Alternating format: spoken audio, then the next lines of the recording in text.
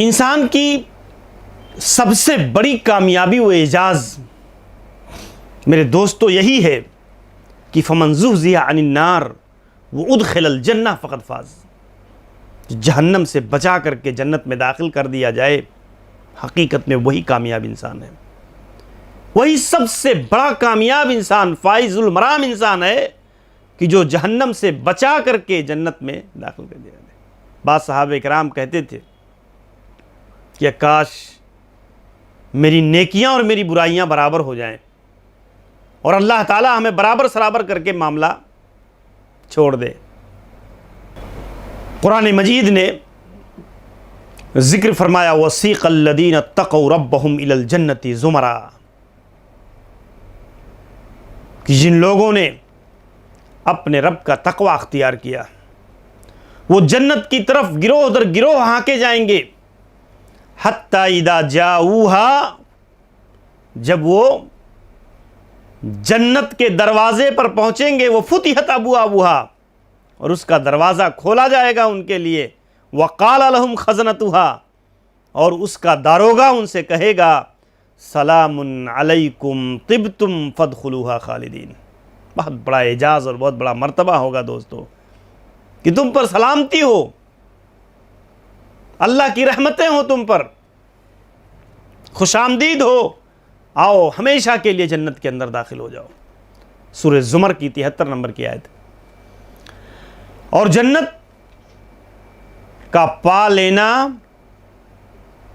یہ آرزوؤں اور امیدوں سے جنت نہیں ملتی دوستو، جنت کو پانا پوری زندگی کی نیکیوں اور اعمال پر محیط ہے۔ جنت کا پانا یہ چند دنوں کی عبادت، چند چیزوں کی قربانی مطلوب نہیں ہے۔ جنت کا حاصل کرنا اتنا آسان نہیں ہے دوستو، جنت پانے کے لیے بڑے مجاہدے کی ضرورت ہے۔ زندگی کا وہ توازن، پوری زندگی میں ایک اعتدال، پوری زندگی میں اللہ رب العزت سے نسبت، تعلق اور اللہ کی عبادت، اللہ کی بندگی میں پوری زندگی بسر کرنا، یہ مقصود اور مطلوب ہے۔ اسی لیے آپ دیکھیں اللہ کے نبی صلی اللہ علیہ وسلم فرماتے ہیں لما خلق اللہ الجنہ والنار، اللہ نے جب جنت اور جہنم کو پیدا کیا تو ارسل جبریل الی الجنہ، اللہ نے جنت کا معائنہ کرنے کے لیے حضرت جبریل کو بھیجا اور کہا انظر الیہا والی ما اعددت لاہلھا، جاؤ جبریل دیکھو جنت کو اور اس کی نعمتوں کو جو میں نے تیار کیا ہے۔ گئے، دیکھا اور واپس آئے، کہا فَوِعِزَّتِكَ لا يَسْمَعُ بِهَا أَحَدٌ إِلَّا دَخَلَهَا، اللہ تو نے ایسی چیزیں رکھی ہیں جو بھی شخص اس کی نعمتوں کو سنے گا وہ ضرور اس کو پا لینے کی کوشش کرے گا اور اس میں داخل ہو جائے گا۔ اللہ تعالیٰ نے فَأَمَرَ بِهَا، اللہ تعالیٰ نے حکم دیا فَحُفَّتْ بِالْمَكَارِهِ، اسے ناپسندیدہ چیزوں سے گھیر دیا گیا۔ کہا جبریل جاؤ پھر سے دیکھو، حضرت جبریل گئے، دیکھا اور واپس آئے اور کہا فَإِذَا هِيَ قَدْ حُفَّتْ بِالْمَكَارِهِ فَرَجَعَ إِلَيْهِ وَقَالَ وَعِزَّتِكَ لَقَدْ خِفْتُ أَنْ لَا يَدْخُلَهَا أَحَدٌ، مجھے ڈر ہے کہ تیری اس جنت میں شاید ہی کوئی داخل ہو پائے گا، شاید ہی کوئی داخل ہو پائے گا تیری اس جنت میں، کہ جنت یہ شہوتوں سے، لذات سے، عیش و تنعم سے اس طرح گھیر دی گئی ہے، مکروہ چیزوں سے گھیر دی گئی ہے اس طرح سے کہ انسان کی نفس ابا کرتی ہے کہ اتنی قربانیاں دینی پڑیں گی جنت کے لیے، اتنی چیزیں چھوڑنی پڑیں گی۔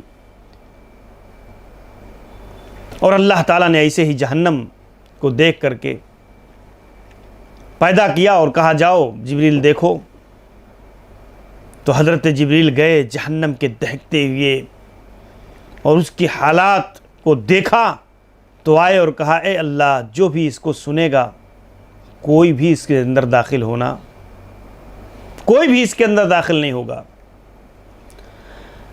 اللہ تعالیٰ نے کہا اس کو شہوتوں سے گھیر دو، اس کو شہوات سے گھیر دیا گیا. اور پھر جبریل جب دیکھ کر کے آئے تو انہوں نے کہا کہ اے اللہ خشیت ان لا ینجو منہا احد الا دخلہا، کہ مجھے ڈر ہے کہ کوئی آدمی اس سے نجات نہیں پا سکے گا، تو سب کے سب جہنم میں چلے جائیں گے. اللہ اکبر. تو جنت اور جہنم، جنت کو ان چیزوں سے گھیرا گیا ہے جو طبیعتوں پر گراں گزرتی ہے. اٹھ کر نماز پڑھنا، نیند کی قربانی دینا، اپنے ہاتھ سے کمائی ہوئی دولت کو اللہ کی راہ میں خرچ کرنا بڑی گراں گزرتی ہے انسان کی طبیعت اور انسان کے مزاج پر.